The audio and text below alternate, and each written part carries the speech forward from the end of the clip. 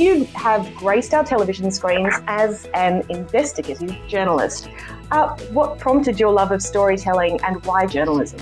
I always wanted to be a journalist. I don't know what it was. Ever since I was a young kid, about 7 or 8, everyone was like, "Oh, you're going to be a sports reporter. You're going to love it. You should be a sports reporter."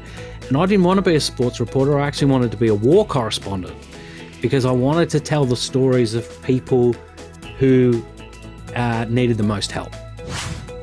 It used to be very hard to get into the media. It's a different kettle of fish now with social media. It's a very different landscape. But 20, 30 years ago, it was tough going. You really had to earn your stripes. So I was doing arts business at Monash, and so I transferred to a country university, which my parents were like, "What are you doing?" I'm like, no, I got to go to the country because that's where they need journalists.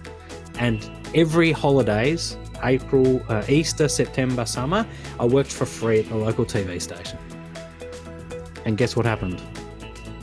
One day they needed help. What are the ingredients of a really good story? Is it possible to define? It is really possible to define good stories. The art for especially real estate agents is to start telling stories that evoke emotions using just words and not special effects and all the movie tricks. You've got to get them to care with your stories, and you do that by being real, you do that by being relatable, and you do that by being relevant. They're the 3 core ingredients to a story.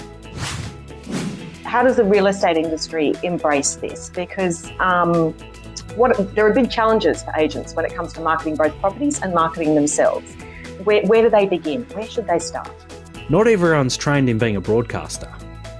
Not everyone has the skills, and even me, with 20 odd years of broadcasting and telling other people's stories every day, I don't always get it right either, because it is a complex, always moving scenario. That's not to say you shouldn't try and have a go, because it is a bit difficult, because those who crack the code really do benefit massively from it. Now, if I was starting out, I'm an agent starting out, and I really want to build my social media presence, particularly on somewhere like Facebook, where would you start? Firstly, I'd say don't overcomplicate it. Keep it very simple. I go into a lot of agencies, I work with a number of them, and the complexity around their setups, around business pages and private profiles and all that sort of stuff, it's too hard.